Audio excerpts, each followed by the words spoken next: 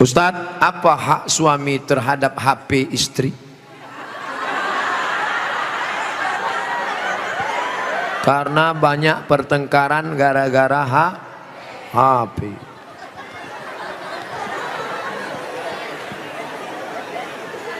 Lima hak ibu terhadap bapak. Catat, ingat baik-baik. Pertama, makan. Ibu tadi sudah dikasih makan? Yang kedua, pakaian. Ibu sudah dikasih pakaian? Karena sekarang banyak perempuan yang tidak diberi pakaian oleh suaminya. Tinggi istrinya 175, tapi dikasih kain cuma 50 cm. Kurang kain. Kadang belum selesai di tempat tukang jahit sudah dia ambil. Kadang kainnya panjang, resleting belum dipasang. Pas jalan kelihatan. Ustadz kok tahu? Saya ngelihat. Ibu sudah dikasih makan, ibu sudah dikasih pakaian, ibu diberikan tempat tinggal yang layak menurut kemampuan masing-masing. Sudah? Keempat, ibu mesti diberi pendidikan. Yang ngajar ibu ngaji, bapak. Yang ngajar ibu sholat, bapak. Yang ngajar ibu akhlak, bapak. Bapak adalah guru di rumah. Dan yang kelima adalah perhatian. Maka ibu selalu diperhatikan, dari mulai jilbabnya, dari mulai pakaiannya, termasuklah HP ibu diperhatikannya juga. Kok dari tadi sini Ustadz Somad, suatu ketika istri saya pergi kerja dan saya masuknya siang, tiba-tiba HP-nya berdering. Saya cek, rupanya mantan. Dia cari lagi di FB dan mereka sudah jalan-jalan, Pak Ustadz. Hati saya selalu galau tiap hari. Jangan-jangan dia sudah buat ini, jangan-jangan dia sudah jalan ini, jangan-jangan sudah. Bayangkan menderitanya seorang laki-laki gara-gara HP istri yang sudah macam-macam. Gara-gara apa itu? Facebook, Twitter, BBM, WhatsApp, Instagram.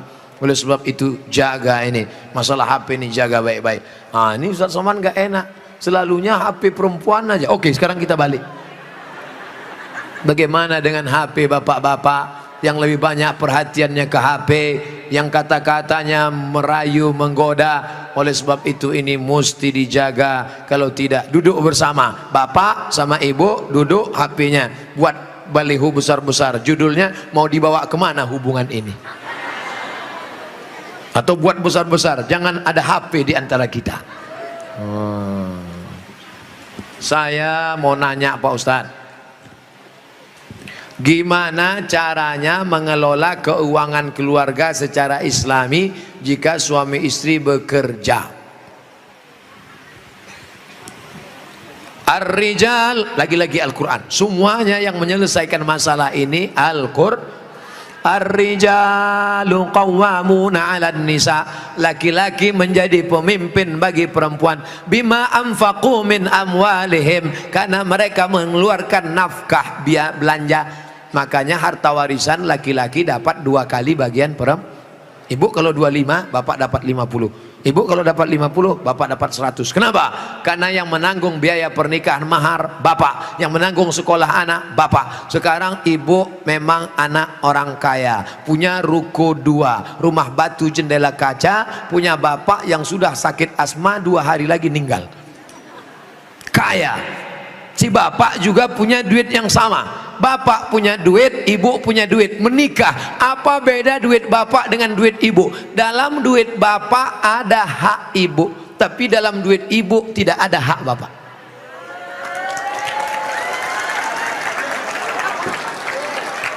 Dalam uang bapak ada kewajiban nafkah untuk ibu, dalam duit ibu tidak ada. Tapi karena ibu cinta mati, maka ibu berkata, "Mas, aku tahu engkau kere, miskin, susah melarat, tapi aku sudah terlanjur cinta padamu. Jangankan uang ini, nyawaku pun kuberikan. Ambillah semuanya, dengan syarat jangan kau nikah lagi." Nah, sudah jelas batasannya.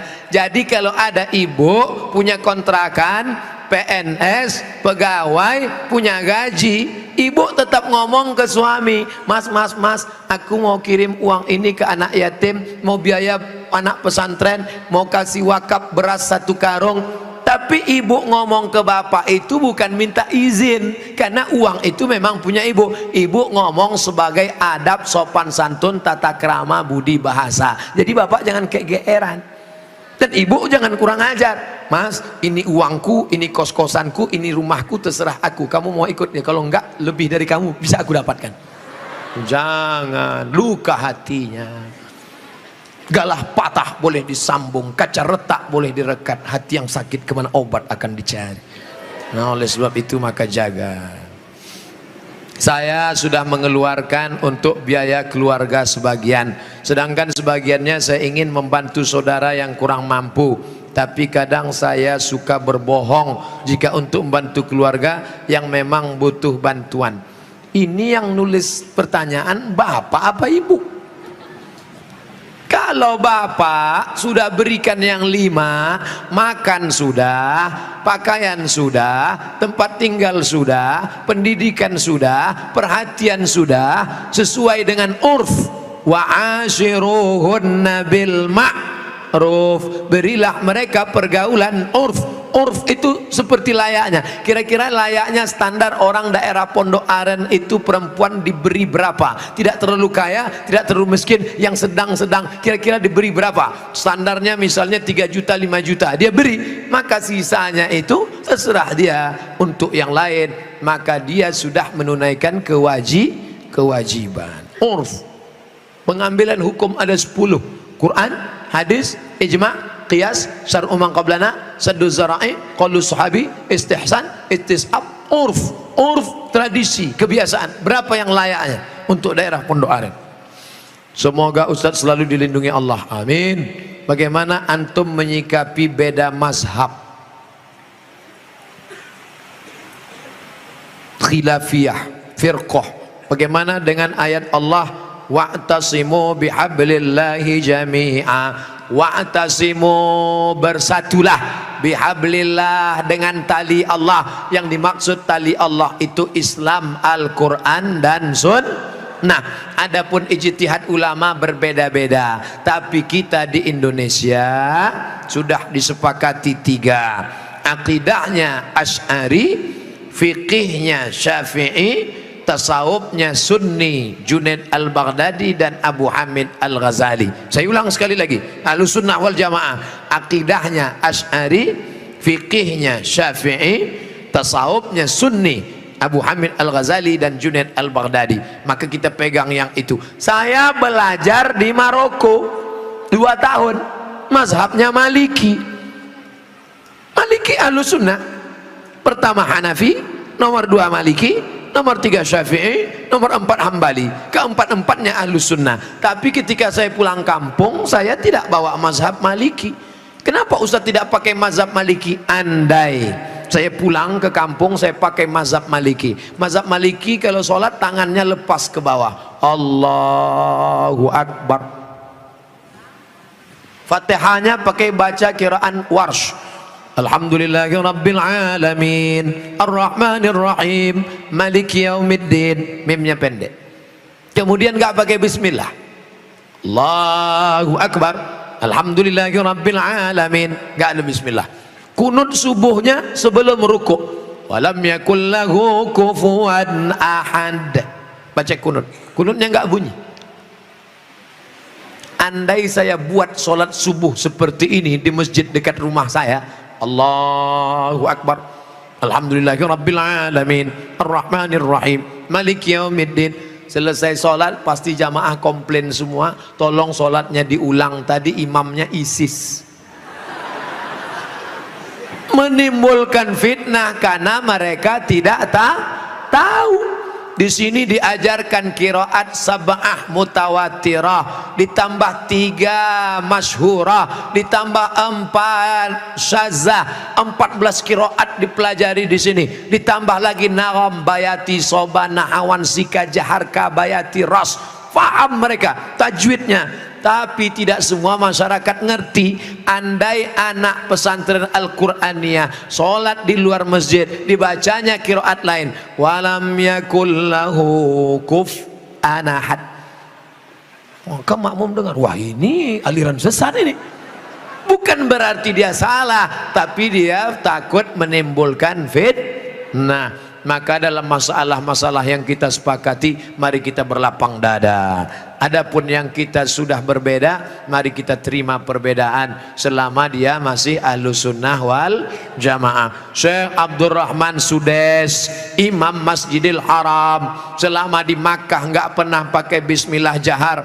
Allahu Akbar. Bismillahirrahmanirrahim.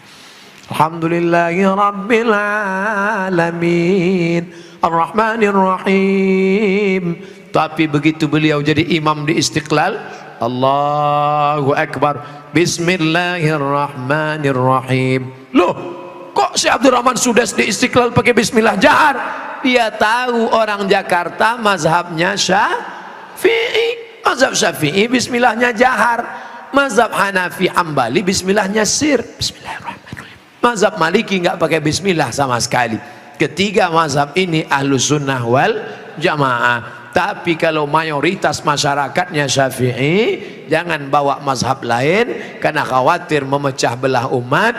Menjaga persatuan lebih diutamakan daripada mengamalkan mazhab. Begitu yang diamalkan oleh para ulama. Kan ulama mengkategorikan bid'ah ada dua, bid'ah hasanah. Pertanyaannya Ustaz, kan Rasul bersabda kullu bid'atin dhalalah, kullu bid'atin dhalalah wa kullu dhalalatin finnar. Hadis ini kata Imam Nawawi hadisnya umum, hadis umum. Tolong belikan saya ayam, tolong belikan saya ayam. Ayamnya umum, ayam penyet, ayam patah, ayam pop, ayam sungsang, ayam fried chicken, ayam panggang, ayam bakar, ayam kampung, ayam hutan.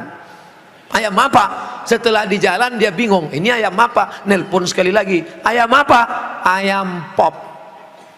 Maka yang pertama tadi umum dikhususkan oleh yang kedua. Begitu juga kata Imam Nawawi yang mensyarah hadis Sahih Muslim, kullu bid'atin dhalalah, semua yang bid'ah itu sesat, umum. Tapi kemudian dikhususkan oleh hadis, man sanna fil islami sunnatan hasanatan, siapa yang membuat tradisi yang baik, falahu ajruha, dia dapat pahalanya, wa ajru man amila biha, dan orang lain yang melakukannya selama tidak bertentangan dengan Quran dan Sunnah. Nah, sekarang ada orang mendefinisikan bid'ah hanya dengan 5 jari. Kalau tidak dilakukan Nabi, bid'ah. Kalau sudah bid'ah, masuk neraka. Kalau begitu pembahasannya, nanti kamu bisa memasukkan sahabat Nabi dalam neraka. Contohnya, ada sahabat Nabi yang sholat dari Isya sampai subuh ayatnya kul huwallah. Walil maghdubi alaihim waladdallin amin. Kul huwallahu ahad Allahu samad. Rakaat kedua kul huwallahu ahad Allahu samad. Rakaat berikutnya kul huwallahu ahad Allahu samad. Rakaat berikutnya kul huwallah. Itu pernah enggak dibuat Nabi?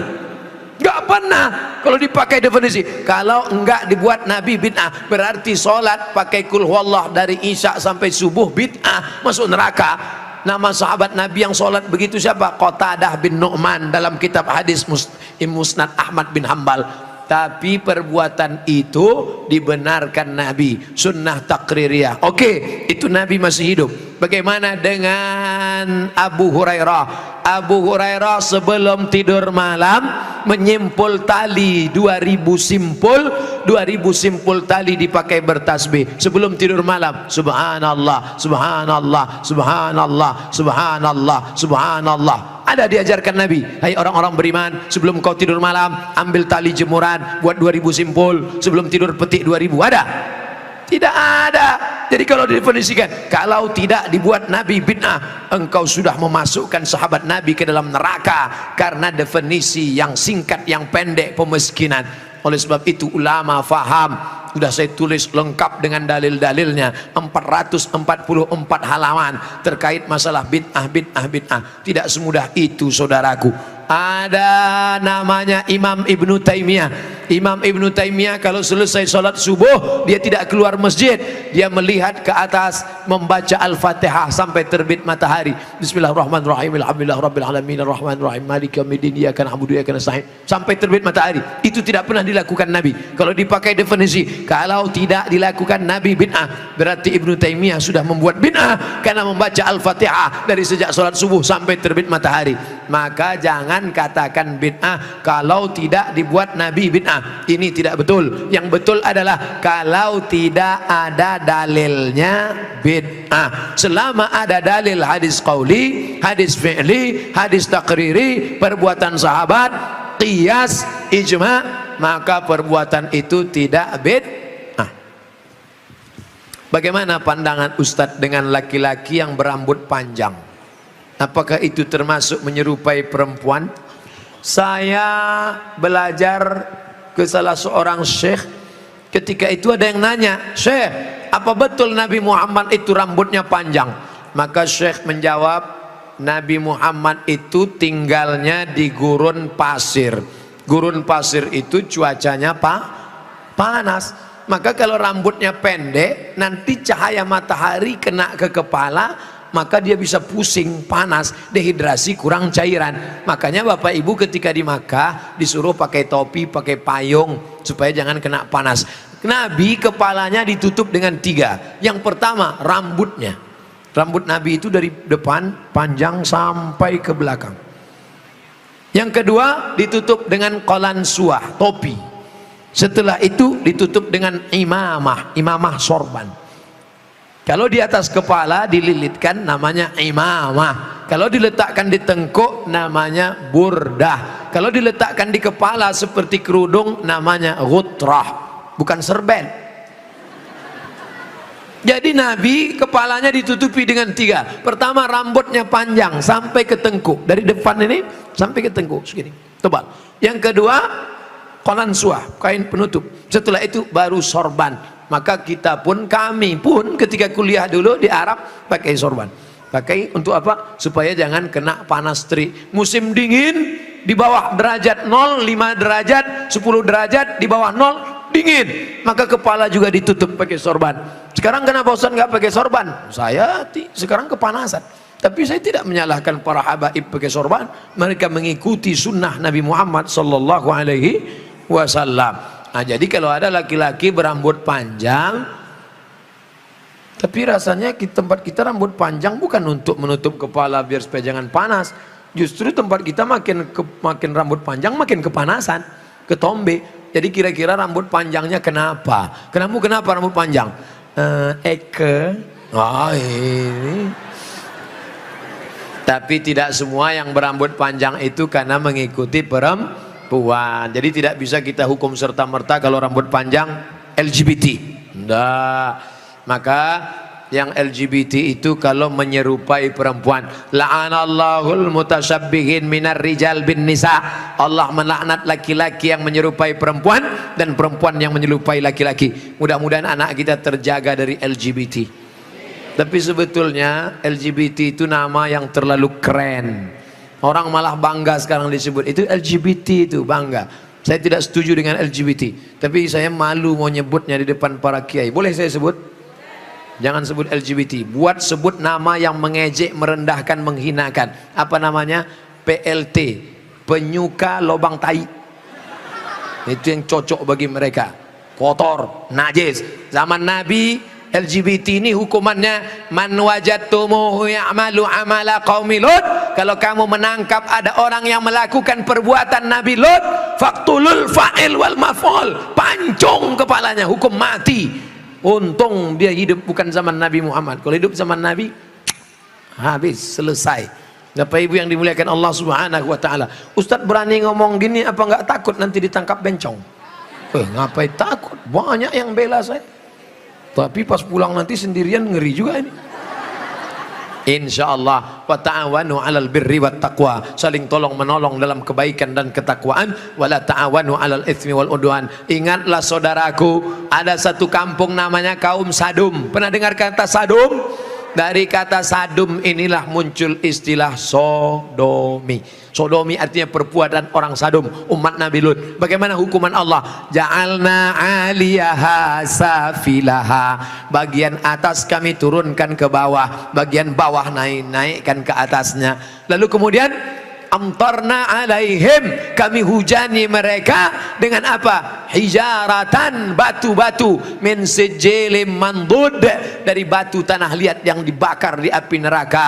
Itulah sekarang di Yordania, tempatnya bernama Al-Bahrul Mayyit, bahru laut, mayit mati, Dead Sea, dead mati, sea laut, Dead Sea laut mati. Ngapa disebut laut mati? Karena airnya terlampau asin sampai ikan pun tidak bisa hidup di dalam. Orang kalau pergi ke laut mati ngapung di atas karena kadar garam yang tinggi. Nah, siapa yang punya kadas, kurap, kudis, gatal-gatal, mandi di situ sembuh. Di Yordania.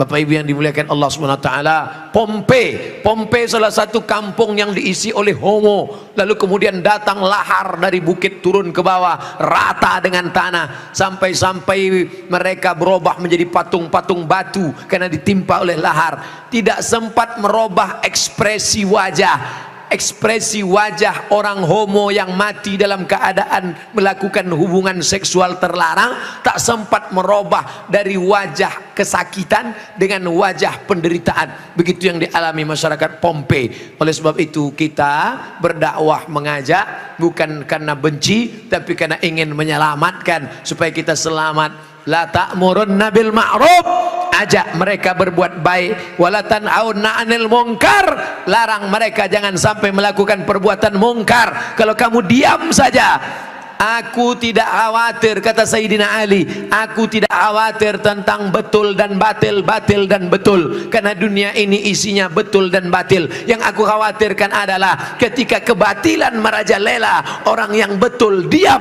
Karena orang betul diam, maka orang batil menyangka betul, yang betul menyangka batil, batil betul, betul batil. Orang yang betul diam, ibu yang betul diam, bapak yang betul diam, yang batil berkuar. Akhirnya yang batil merasa betul, orang yang betul diam 1000 bahasa. As-sakitu anil haq syaitan akhras. Orang yang betul tapi diam melihat kebenaran diinjak-injak, dia adalah syaitan akhras, setan bisu. Begitu kata Imam Abu Ali Ad-Daqqaq yang dikutip oleh Imam An-Nawawi dalam kitab Al-Minhaj Syarah Sahih Muslim Ibn Al-Hajjaj. Maka bersuaralah saudaraku, anak-anak muda, lawan kemungkaran ini. Terus berperang dengan HP-mu adalah senjata, bukan menebarkan kebencian, bukan menebarkan hoax, tapi dalam rangka watawasau bil haq watawasau bis sabr. Allahu akbar. Itulah kaji kita pada malam hari ini. Tausiah sudah 60 menit, menjawab pertanyaan 30 menit. Pas setengah 11, dari jam 9, 10, setengah 11 kita lanjutkan dengan membaca doa ala hazihin niyah al-fatihah.